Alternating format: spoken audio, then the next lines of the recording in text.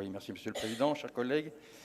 Donc, à vous entendre, effectivement, j'ai l'impression de ne pas avoir été bloqué sur l'autoroute d'Agneaux par les agriculteurs et d'avoir passé 2 heures à discuter avec eux, de ne pas avoir vu les agriculteurs devant la préfecture de Chaumont, ni d'avoir vu le périphérique à Paris bloqué.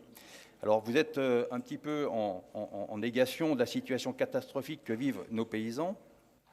Il est vrai que vous avez décidé depuis des années d'être à la remorque d'une politique agricole générale qui est plutôt mortifère. Nos agriculteurs payent un lourd tribut du fait de décennies de choix politiques et idéologiques, donc vous êtes complices. Vous êtes les chantres du libre-échange, de la compétitivité à l'export à tout prix, et vous réussissez l'exploit à la fois à moins exporter tout en perdant des parts de marché sur le marché intérieur. En effet, si notre balance commerciale est encore excédentaire, nous le devons qu'aux vins et spiritueux, mais pour combien de temps encore? Parallèlement, nous constatons une augmentation de 87% d'importation de produits agricoles en 20 ans. Notre production agricole stagne alors que celle de nos concurrents augmente. Du fait de la réforme de la PAC, nos agriculteurs vont perdre 5 milliards d'euros d'aide générale pour la période 2021-2027. L'augmentation massive des importations de bœuf américain adoptée par le Parlement européen il y a 2 semaines va finir par tuer notre élevage. Votre budget reflète, au-delà des mots, votre volonté de poursuivre sur les mêmes errements. D'abord, vous nous proposez, une fois de plus, un budget indigent qui ne représente que 1,02% du budget régional, avec une petite baisse même de 200 000 euros. L'agriculture et la forêt représentent pourtant 2 secteurs déterminants pour la région. Déterminants d'un point de vue économique, bien sûr, mais aussi pour la qualité paysagère de nos départements, pour la socialisation de nos habitants, pour l'identité de nos terroirs et enfin pour nos relations avec la nature. Nous ne pouvons pas nous satisfaire de ce budget. Cette année, une fois n'est pas coutume, le budget forêt augmente. Crise du scolyte certainement oblige. Il augmente de 3 millions d'euros.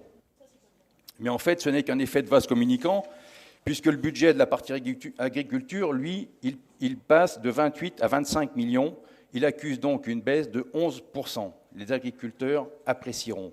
En fait, vous ne faites que déshabiller Patrick pour habiller Daniel. Ensuite, malgré nos appels répétés depuis des années à mener des actions déterminantes sur des secteurs clés qui donneront plus de valeur ajoutée et plus de revenus à nos producteurs, rien ne débouche réellement. Si le bio, la filière forêt, la méthanisation, les circuits courts sont abordés dans vos présentations, et c'est déjà un progrès, concrètement, où en est-on? Concrètement, à quel volume de produits locaux nos lycées sont-ils approvisionnés? Vous seriez bien normal de nous répondre, sincèrement, comment faire mieux avec moins? Dans ce budget, vous nous présentez quelques chiffres qui montrent certes des efforts dans des domaines intéressants, mais qui, à budget constant, impliquent forcément des baisses dans d'autres domaines. J'aborderai quelques sujets qui nous préoccupent. Pour la forêt, vous avez amorcé un dispositif volontariste face à la crise du scolyte, qui j'espère sera efficace. Vous avez annoncé les 11 millions d'euros de l'État. Je rappelle que l'Allemagne met 800 millions d'euros. Dispositif volontariste mais incomplet. Effectivement, je suis inquiet sur le volet de la replantation, puisque lorsqu'on fait de l'abattage, il faut penser immédiatement à la replantation. Les communes forestières attendent avec impatience le volet replantation. Pour le haras de Rosières, je répète, sans revenir sur mon intervention de la dernière permanente, il est incompréhensible que cette acquisition, du fait du coût prévisible en investissement et en fonctionnement à venir, se fasse sans qu'un projet régional de rayonnement dans l'ensemble de nos départements, un projet tout court, ne soit préalablement formalisé. En ce qui concerne la méthanisation, nous avons demandé à de nombreuses reprises depuis 4 ans que nous ayons un dispositif complet avec une vision stratégique d'aide et de gestion de la filière. Votre obstination à rendre la région invisible dans les aides à la réalisation a ralenti, mais n'a pas empêché, heureusement, les initiatives individuelles qui, non coordonnées, montrent vite les limites du système. Maintenant qu'il faut être plus prudent, vous semblez déterminé à engager la région dans cette filière, pourquoi pas? Mais à ce sujet, nous réaffirmons que nous souhaitons que les aides régionales soutiennent les projets individuels d'agriculteurs ou de groupements limités d'agriculteurs, afin que cette possibilité de diversification leur soit réservée. Nous souhaitons que la commission agricole soit plus intégrée dans un copil élargi qui suivra les travaux d'élaboration du dispositif d'aide finale. Je pourrais aborder le sujet du bio, même si ça progresse. Je rappelle que nous sommes toujours la 9e région sur 14 de la reconquête du marché local, de l'installation en agriculture. Vous évoquez certes ces points, des mots, des intentions, renforcer, déployer, améliorer, mais je n'ai pas vu d'objectifs chiffrés et c'est révélateur. Montrez-nous quantitativement le résultat de vos actions sur le bien-être du monde paysan, des consommateurs et de la nature.